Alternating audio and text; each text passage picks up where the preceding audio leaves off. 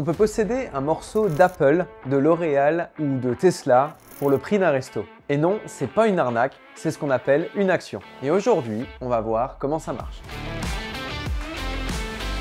Commençons simplement. Une action, c'est un petit morceau d'une entreprise. C'est une unité de propriété. Imaginons qu'une entreprise soit divisée en 1000 parts. Si vous achetez une action, vous détenez un de ces 1000 morceaux. Vous devenez donc actionnaire. Pas PDG, pas DRH, pas salarié non plus, mais propriétaire d'un tout petit bout de l'entreprise. Et pour l'anecdote historique, en 1602, à Amsterdam, des navires s'apprêtent à partir explorer le monde. Mais avant de lever l'ancre, il faut d'abord financer l'expédition. La compagnie néerlandaise des Indes orientales a une idée révolutionnaire. Ils vont décider de vendre des parts de l'entreprise au public. Et c'est la naissance de la toute première action. 400 ans plus tard, ce système, il est toujours là. Du coup, ça peut être intéressant de savoir comment il fonctionne. Déjà, faisons une petite précision qui peut vous éviter de confondre deux mots.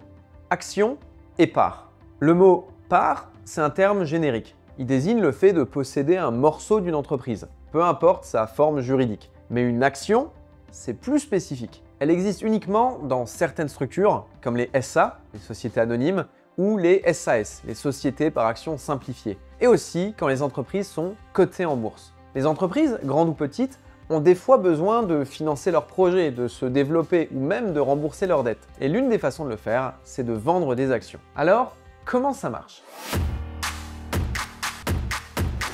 Les petites entreprises non cotées, c'est-à-dire non présentes en bourse, vendent leurs actions directement à des investisseurs privés. C'est ce qu'on appelle le private equity. Pas de bourse ici, tout se fait de gré à gré. On parle de start-up, de PME ou de sociétés en croissance. C'est souvent moins liquide, vous ne pouvez pas les revendre facilement, plus risqué, mais parfois aussi plus rentable. Les grandes entreprises, elles, passent par la bourse pour lever des fonds à grande échelle. Elles y vendent leurs actions au public via une introduction en bourse. En résumé, que ce soit en bourse ou en dehors, une action reste une brique de propriété. Les actions, elles font partie des valeurs mobilières. Contrairement à l'immobilier, qui est fixe, les valeurs mobilières sont mobiles. Elles s'échangent sur les marchés financiers. D'ailleurs, Alexis, quand on parle de bourse, on parle de quoi au juste? En fait, la bourse, ça correspond à deux choses principalement. Le marché primaire, c'est là où les entreprises émettent des actions pour la première fois, pour lever des fonds. C'est un peu comme acheter un produit neuf directement à l'usine.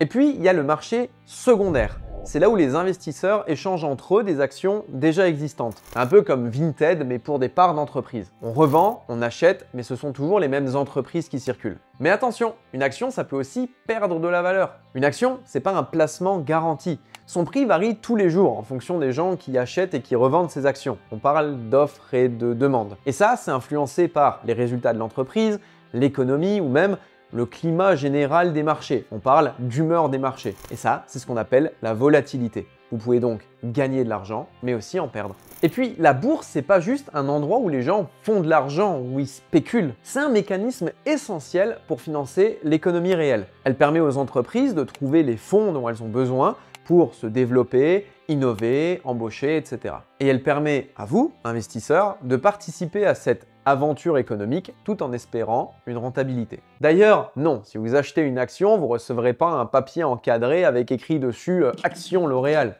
Aujourd'hui, tout est dématérialisé. Vos actions sont stockées dans un compte titre.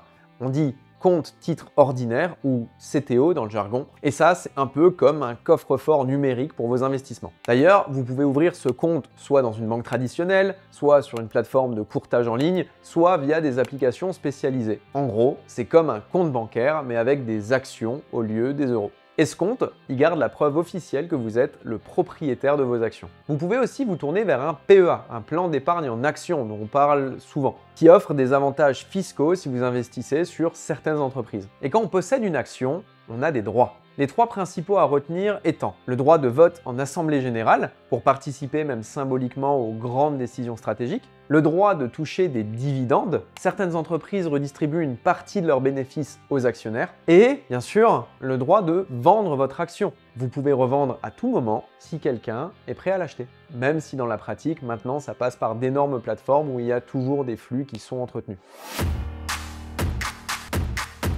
Voilà, vous avez désormais les bases pour tout ce qui concerne les actions. Je rajouterai une dernière chose, c'est que tout investissement comporte des risques, donc n'investissez que ce que vous êtes en capacité de perdre. J'espère que cette vidéo vous a plu. Si vous n'avez pas encore franchi le pas, j'espère qu'elle vous a aidé à mieux comprendre le fonctionnement des actions. Et si vous avez des questions, posez-les en commentaire, je pourrai y répondre dans une prochaine vidéo. Merci beaucoup d'avoir regardé cette vidéo. C'était Alexis pour Jared. Jared, c'est notre société qui développe un outil pour vous aider à gérer vos finances. J'espère que cette vidéo vous a plu. Si c'est le cas, pensez à liker et à vous abonner. S'il y a des sujets que vous souhaiteriez voir en vidéo, dites-le moi en commentaire et moi je vous dis à très vite.